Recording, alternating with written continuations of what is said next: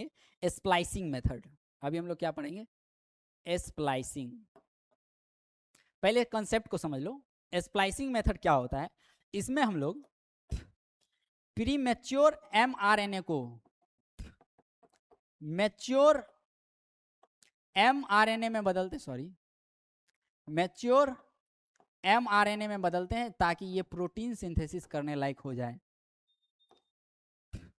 कोई दिक्कत है? कोई दिक्कत है? तो देखो होता क्या है कि इसमें स्प्लाइसिंग मेथड में स्प्लाइसियोजोम्स नाम का एक मैकेनिज्म होता है, ठीक है।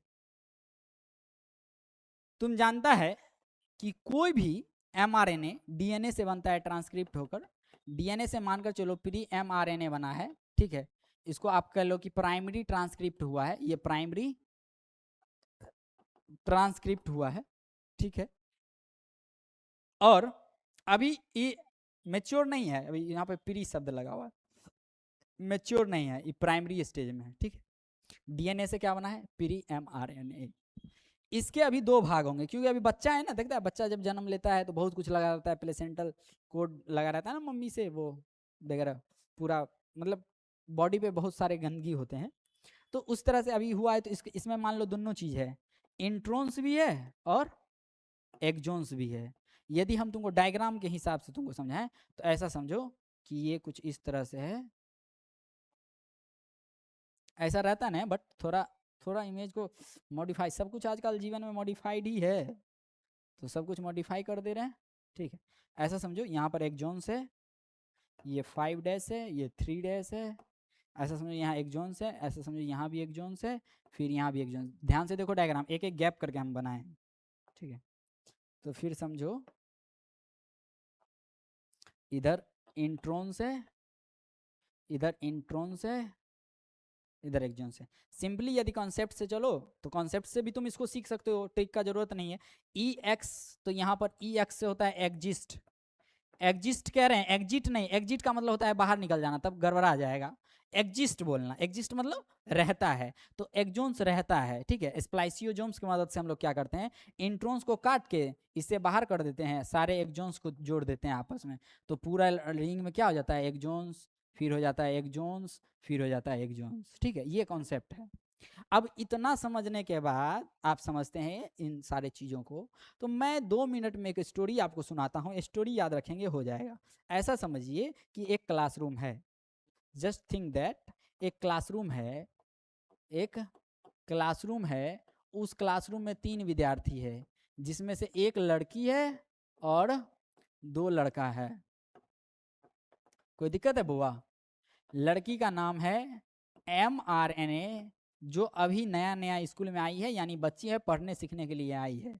वहीं पर लड़का 2 है, पहला लड़का का नाम है एक्सोन्स और दूसरा लड़का का नाम है इंट्रोन्स। कोई दिक्कत है? नहीं दिक्कत है। अब तुम समझ रहा है एक्सोन्स इंट्रोन्स क्या है, अब बताने का जरूरत नहीं है। ये mRNA जो है, ठीक है, ये इसके बहकावे में आ जाती है, चूंकि अभी बच्ची है ना, तो इंट्रोन्स केटीएम थोड़ा रईस आदमी है, केटीएम से आता है, पढ़ता लिखता नहीं है, बस बाल लटका लिया, ऐसा कर लिया, तुझे महल पवा दूंगा, 4 मीनार कुतुब मीनार घुमा दूंगा, ठीक है। तो लेकिन दोनों आपस में वादा करता है, इंट्रोन्स थोड़ा भावुक हो जाता है, इमोशनल हो जाता है, तो ये इसको कहता है कभी साथ तो नहीं छोड़ोगे। mRNA इसको कहती है छोड़ेंगे ना हम तेरा साथ, ओ साथी मरते दम तक।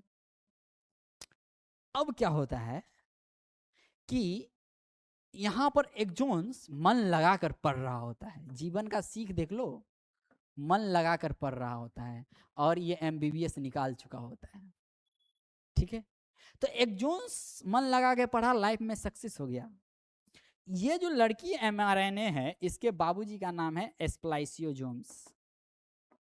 आप समझ रहे हो तुम स्प्लाइसियोजोम्स है क्या एक्चुअली में, बट इस कहानी में इसके बाबूजी समझो। अब जब कॉलेज खत्म हो जाता है तो इसके शादी का दिन आता है, ठीक है, ठीक है। अब mRNA को समझाते हैं इसके बाबूजी, देख एक MBBS है, एक बेरोजगार है, किसके साथ जाओगे? तो ये कहता है कि चलो चलो मैं तो एमबीबीएस मैं इसी के साथ रहूंगी, मैं नहीं मानूंगी। लेकिन स्प्लाइसियोसोम समझाता है जीवन की बात है, एमआरएनए सतर्क होती है और फोन घुमाती है इंट्रॉन्स को, फोन करती है बाबू मैं मजबूर हूँ, पापा नहीं मान रहे हैं। धक्का लगता है, क्षण से जो टूटे कोई सपना, जग सुना सुना लागे, जग सुना सुना लागे, कोई रहे ना जब अपना। इंट्रोन्स भाग गया, इंट्रोन्स भागा, इंट्रोन्स को भगा देती है। तब एमआरएनए जब मैच्योर अवस्था में पहुंचती है, ये अपने पास सिर्फ और सिर्फ किसको रखती है, एक्सॉन्स को रखती है। ठीक है, और तब ये लाइफ में सक्सेस कर जाती है दोनों मिलके, और प्रोटीन सिंथेसिस हो जाता है। कोई दिक्कत है इतना बात समझने में? कोई दिक्कत है, परेशानी है, बताओ? नहीं होना चाहिए।